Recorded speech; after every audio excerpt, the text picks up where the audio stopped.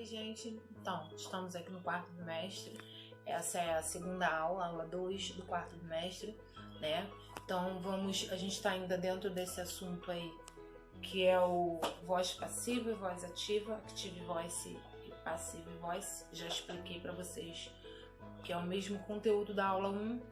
A voz ativa é quando o sujeito está praticando a ação. Então, o sujeito vem lá na frente dizendo que a ação, ele ajudou o seu irmão a estudar. Então, o sujeito é que está praticando a ação. Quando passa para a voz passiva, a gente começa explicando que a ação foi praticada pelo sujeito. Então, o seu irmão foi ajudado a estudar por ele. Então, o verbo aí, ele faz uma mudança, né? Ajudou, ele ajudou, ficou para ajudado. Então, tem uma transformação aí. É o present perfect e o simple past, tá? Já falei também na aula anterior, quando que vocês vão saber usar um, quando que a gente sabe usar o outro.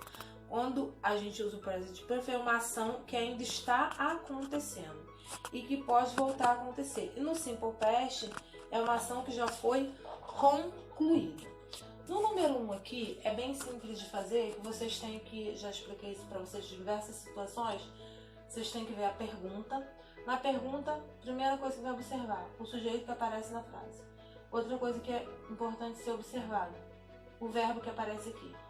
O sujeito e o verbo vai indicar qual é a resposta que você vai colocar aqui nesse caso, aqui, que a resposta está aparecendo aqui no quadrinho. E aí, muitas vezes, dentro do complemento, também aparece tanto na pergunta como na resposta. Então, não é difícil de fazer, tá? Então, vamos só prestar bastante atenção aí, analisar a frase, a pergunta e a resposta. Número 2 é uma questão mais aí de ampliação de vocabulário de vocês.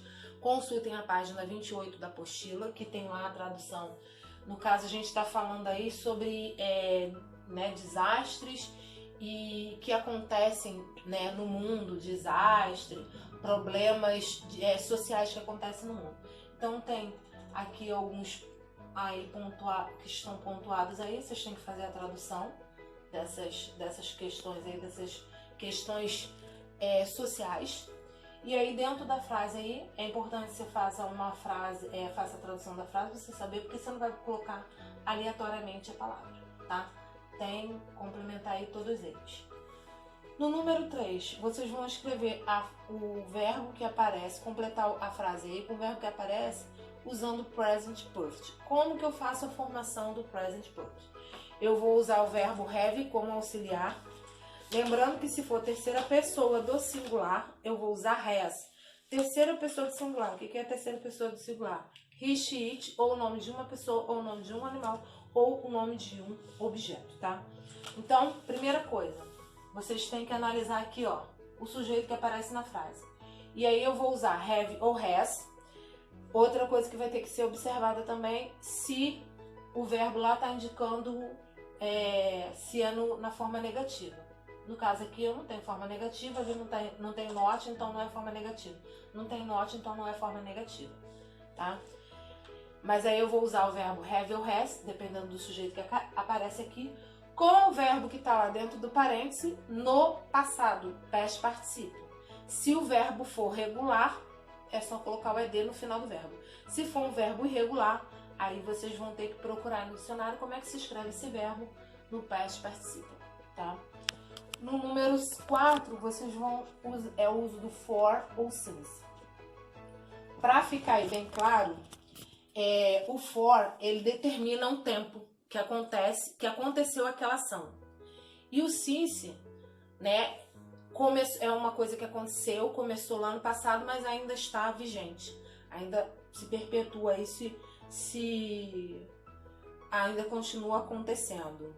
E esse since aí, pra vocês lembrarem bem, principalmente na hora que for fazer a prova, é bom lembrar aquela, né, um produto ou um estabelecimento, tem lá, since 1748, quer dizer, desde 1448, desde 1748, e ainda continua ali naquele momento acontecendo, tá? Então, na hora de usar um, na hora de usar o outro, é isso. O for é uma ação que começou e já acabou, já foi concluída. E o since é uma ação que começou lá no passado, mas ainda permanece. O número 5 tem um exemplo aí. Vocês prestem bastante atenção no exemplo. Aqui, ó. O que vocês vão fazer aqui, ó? Ó, a frase tá aqui, ó. O que vai ser repetido aqui? O que vocês vão mudar? Ó, vai responder sempre, ó, a frase aqui, ó. A frase é a mesma, porque tá mudando bastante aqui no final. E aí, aqui eu tô dizendo como que eu vou responder. Como é que eu vou responder? Ó, presta atenção, aqui é Kit, por isso que eu usei her, que é o pronome objeto referente a Kit. Aqui, ó, eu sublinhei aqui, about drugs, então eu vou ter que usar o objeto pronome referente a about drugs na hora de eu responder. Vou responder, tá perguntando you, começo yes, I, e aí eu vou ver o verbo que aparece aqui, ó, verbo, tá vendo? É o mesmo verbo. Vou ver o verbo que aparece, vou colocar yes, I, o verbo que aparece, vou colocar isso aqui, vou repetir, só que aqui eu vou mudar para o objeto pronome referente a about drugs. E vou completar com aqui, ó, com o que está aparecendo dentro do parênteses, tá? Prestem bastante atenção. Aqui é a mesma coisa na hora de responder. Yes, se eu estou perguntando you, vou responder com I. Vou usar o verbo, ó, esse verbo aqui. Aí vou usar o pronome objeto referente a school project e o que está aparecendo aqui dentro do parênteses. É desse jeito que vocês vão fazer. No caso, na letra C, eu não vou usar I, né? Eu vou usar they.